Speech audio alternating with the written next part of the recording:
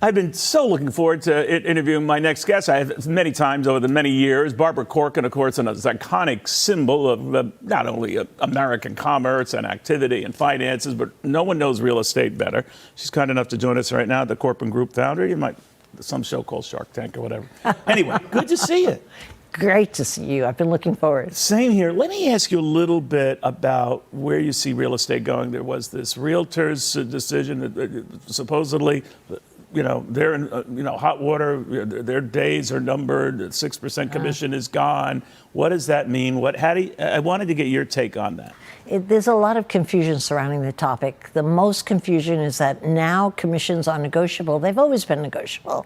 That hasn't changed. But what has changed is if you're a buyer in the marketplace and you want to hire a broker to help you find a house, and people certainly need the help to find a house, you will get everything in writing, what you're being offered, what services are given, and exactly what they'll cost. That's a good change. I think that was needed for clarity, even though most brokers were doing that anyway. But the confusing part is sellers and buyers brokers are not allowed to look up commissions anymore on their MLS. There's no status as to whether I'll pay you as a broker, I won't pay you as a broker. So it's a guessing game. Right now, there's no communication other than the MLS to let people know that, brokers in particular. So as a result, the seller certainly is going to want you bring it down, right? The 6% thing, I mean, they're going to... not necessarily. Really? Most sellers are smart enough to know that listing agents could be negotiated slightly, not so much because there's usually a going norm in the area.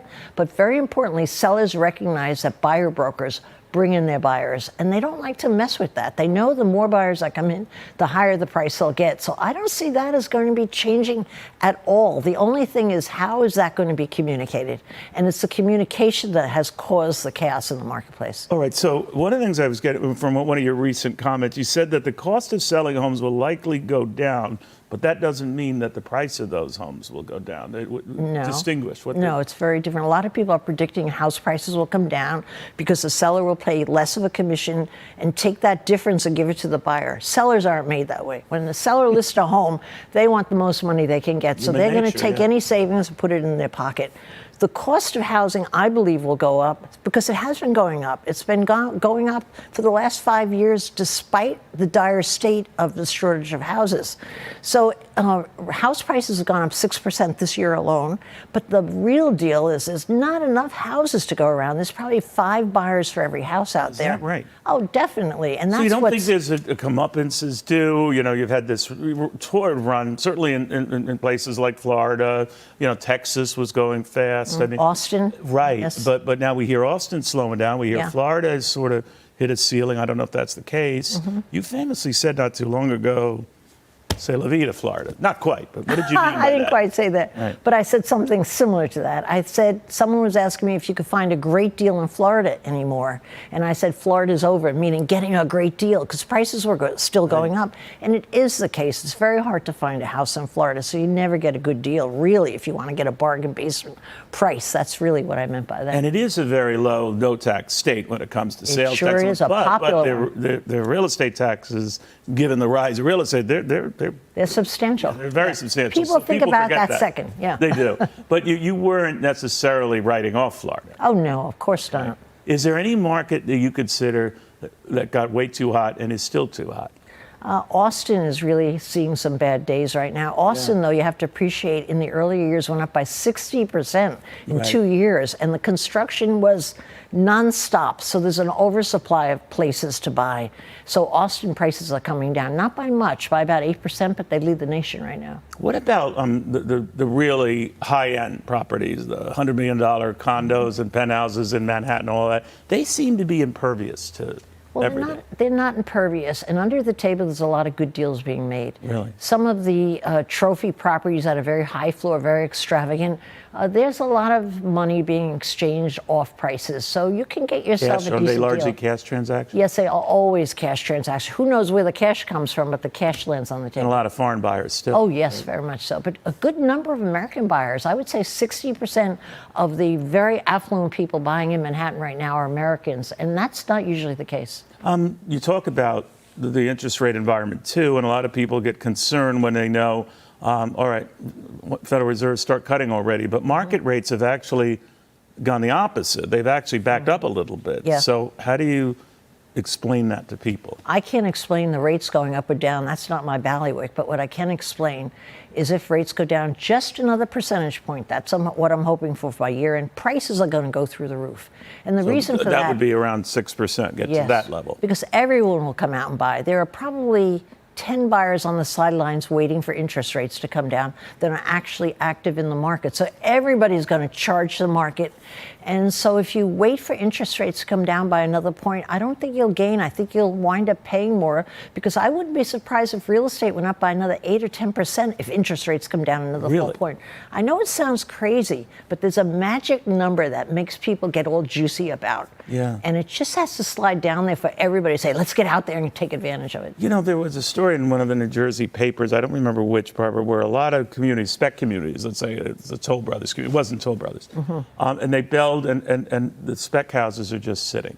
So in other words, they cool it on the building until they have a guaranteed buyer. Now, in the heady days, they just built and people came along, buyers came along. Are we to read anything into that? Is that localized maybe in some parts of New Jersey? I don't really know what that means. I'm not that familiar with it, but I'm not sure. Yeah, you don't dabble in New Jersey at all, do you? I grew up in New Jersey. But you don't like it sounds like. You know?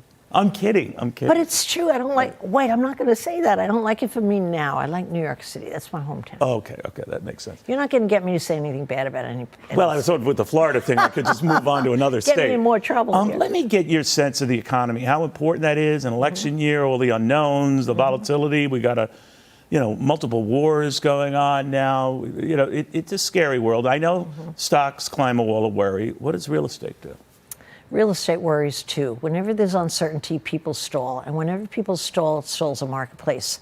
So any kind of uncertainty slows down the market. But despite that, and overriding all of that, is the shortage of houses. You can't erase a shortage of houses, and it's going to push that market forward.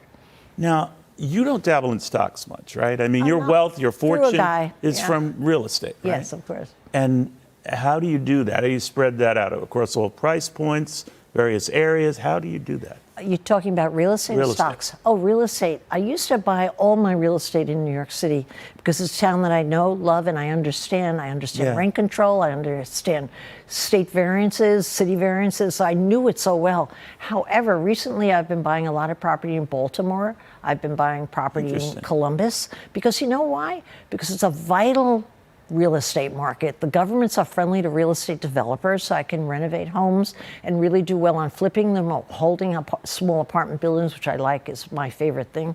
But I do very well because educated people are moving in, there's less rent restriction, prices are going through the moon, and it's got such a youthful, educated population, and there's always room for tenants. There's always tenants coming in. So I just like areas outside the city lately. All right, but you like the city more to the point for yourself. Hard to make money. Yeah. All right, but this is, you know about crime, you know about all the stories. Does that scare people away? Not really. There's a romance in the city that overrides all crime. Ask any young person anywhere in the deep south, out west, where do you want to go? They all want to get their share of New York City. New York has not lost its magic in young people's minds. Older people grumble all the time and say it's not what it used to be. But I've been hearing that since I was a young person. It's not what it used to be. I saw the 70s and 80s and 90s and the changes, and it wasn't what it used to be, but I think it changed for the better. Right now it's a little rough times and people are grumbling more. But just ask a young person who just arrived here. They are in love with the city, and they're coming like crazy, and there's a shortage of rentals. But are there more coming in than going out? Definitely for young people, not for older people, but for young people. So my gang is leaving, right? Oh, you left a long time ago. Yeah, right. There we go. I was toast. Real quickly, I mean, for you personally, Barbara, and when you started out, it seems incredible to believe, but it was a tough road for women. I'm just wondering how you see it now. Well, I guess it was a tough road for corporate women, but you have to realize, Neil, if you're in business for yourself, you make your own rules, you decide who you're going to hire, you decide how far you want to push, what kind of risk you want to take. So for me, frankly, it felt easy. I never saw myself as a woman. I saw myself as a competitor, and that's all I saw. And being in business for myself, the city was the best place in the world to play me out and to see what I could gain here.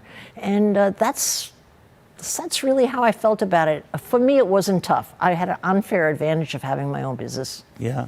Well, you built that up. I mean, Yeah. you famously also looked at the type of people you hire, and that you had some geniuses and all of that. I think they can be sometimes big pains in the ass, but Oh, they well are. worth it. What did you mean by well worth it? Well worth it is because the more intelligent a person is, the more high maintenance they are. It's the truth. Yeah. I would get top salespeople. I was very good at hiring good talent that I could nurture into top salespeople.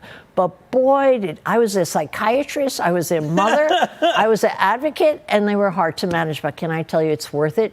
Because they made 10 times more money than every other salesperson. But I think what made you stand out, you were comfortable with that. Some people like sycophants and all that, and that was not your style. No, I am eternally fascinated by smart people who are a pain in the neck. No, I just want all these guys to suck up to me, and not a one of them. Not a one of them. Doesn't take much sucking with you, I don't think. Yeah, I tell you, Barbara Corcoran, great seeing you again. The Corcoran Group founder, Shark Tank superstar, much, much more.